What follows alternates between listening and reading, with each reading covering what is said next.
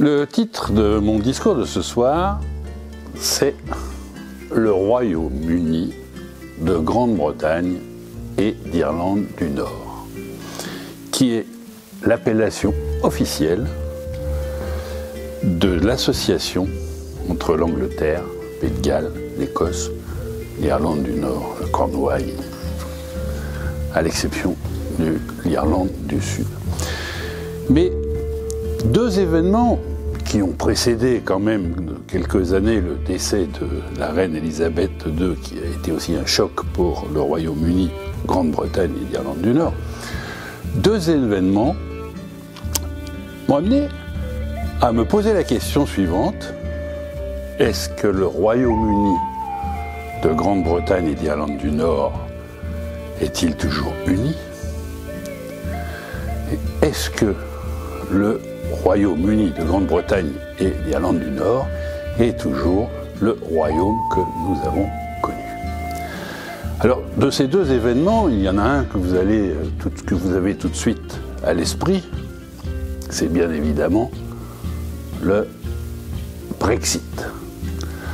Le fait pour ce pays de quitter l'Union européenne a provoqué une onde de choc telle que le fils se dressait contre le père, les voisins se disputaient sur le bien fondé de cette décision politique de quitter l'Union européenne, les Écossais voulaient rester dans l'Europe et donc menaçaient et souhaitaient faire sécession et quitter le Royaume-Uni de Grande-Bretagne et d'Irlande du Nord.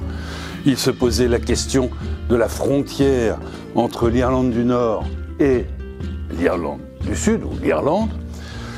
Tout cela a jeté les bases d'une quasi-guerre civile à l'intérieur de ce pays. Et c'est pour ça que je m'interroge, moi, est-ce que le Royaume-Uni de Grande-Bretagne et d'Irlande du Nord est-il encore uni? Le deuxième événement, donc on ne mesure peut-être pas encore l'importance,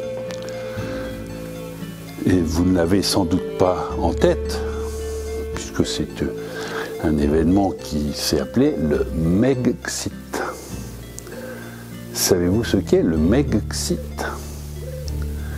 Eh bien, le Megxit, c'est le fait pour Meghan Markle d'avoir décidé son époux, le prince Harry, à quitter le Royaume-Uni de Grande-Bretagne et d'Irlande du Nord. Et cet événement qui peut nous paraître anodin est en réalité d'une importance considérable outre-Manche, puisque traditionnellement, les membres les plus proches du souverain, les membres de la famille royale au plus près, font partie d'une espèce de société qu'on appelle The Royals et qui sont voués à servir la couronne d'Angleterre. Et le fait pour un prince qui est 5e dans l'ordre de succession au trône, puisqu'il vient après son frère et ses 3 neveux, le fait pour ce prince de sang de quitter la Grande-Bretagne est quelque chose qui change fondamentalement ce qu'était le royaume de Grande-Bretagne et d'Irlande du Nord. Alors il y a peu d'exemples de cette situation. On a bien en tête, enfin pour ceux qui connaissent un peu l'histoire, l'abdication du roi Édouard VIII, dont on a prétendu qu'il avait renoncé au trône parce qu'il avait épousé une Américaine qui plus est divorcée. Harry n'a pas fait autre chose que d'épouser une Américaine divorcée. Mais en réalité, la réalité est bien plus politique, c'est que le roi Édouard VIII avait des sympathies assez fortes pour le régime allemand de 1936, c'est-à-dire dirigé par Hitler. D'ailleurs, il faut se souvenir que ces sympathies pour l'Allemagne ne sont pas étonnantes, puisque, il faut le savoir, les Windsor sont des princes d'origine allemande. La reine Victoria, leur arrière-arrière-grand-mère, s'appelait Victoria Mountbatten von Saxe-Cobourg-Gotha et était une princesse allemande, une reine.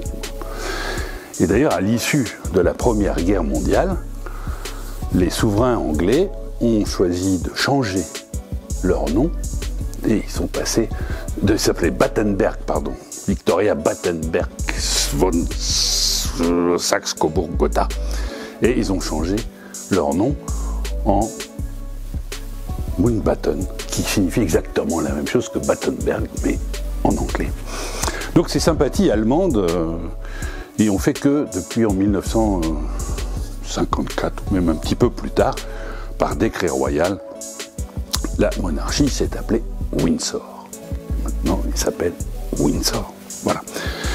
Donc voilà, Brexit, Megxit sont deux événements qui n'ont rien à voir l'un avec l'autre, mais qui permettent quand même de s'interroger sur le point de savoir si le Royaume-Uni de Grande-Bretagne et l'Irlande du Nord est toujours un royaume uni et est toujours le royaume que nous avons connu. Je vous remercie.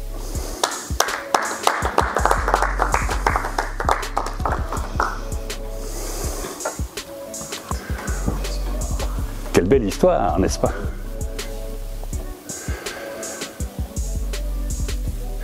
C'est rigolo comme on oublie tout ça, en fait. Quand on se plonge dans l'histoire d'Angleterre, on s'aperçoit que finalement, en Angleterre, les rois, ils ont été de toutes les nationalités, et qu'à la limite, il y a plus de rois étrangers que de rois anglais, à proprement parler. À part les York, les Lancaster et les Tudors, il n'y a quand même pas eu des tonnes et des tonnes de rois anglais, peut-être au début du Moyen-Âge, au tout début, enfin même au 4e, 5e siècle, après le départ des Romains. Mais il y a eu des princes français, Guillaume le Conquérant et sa suite. Il y a eu des princes écossais. À l'époque, bon, c'était pas encore forcément le grand amour. Il y a eu des princes néerlandais et il y a eu des princes, alors on dit allemands, mais enfin qui étaient plutôt prussiens ou de l'Empire de Prusse, mais les rois. C'est un peu, et là ça va plus parler à Haussmann que la généalogie des rois d'Angleterre. Je regardais l'autre jour un match de football de Première Ligue qui devait être, si je ne m'abuse, Chelsea contre... non, c'était un petit peu plus longtemps. Sur les 22 acteurs sur le terrain, il y avait en tout et pour tout 4 Anglais. Tous les autres joueurs étaient des joueurs d'origine étrangère. Ben, Haussmann, Arsenal. Ouais. C'est qui les Anglais à Arsenal? C'est Saka. Saka. Alors c'est qui les non-anglais? Ça ira plus vite. Ouais, le gardien de but. Les gars. Ouais. Rien. En défense, Saliba. Le Brésilien. Les défenseurs. Gabriel. Gabriel. Martin Odegaard. Martinelli. Gabriel Jesus. Gabriel Jesus. Kai Havertz. Kai Havertz, c'est l'allemand. Odegaard, il est norvégien. Zinchenko, il doit être ukrainien. Thomas Partey, il est, je sais pas, guinéen ou... Il y a un japonais bon, qui est blessé en ce moment, mais...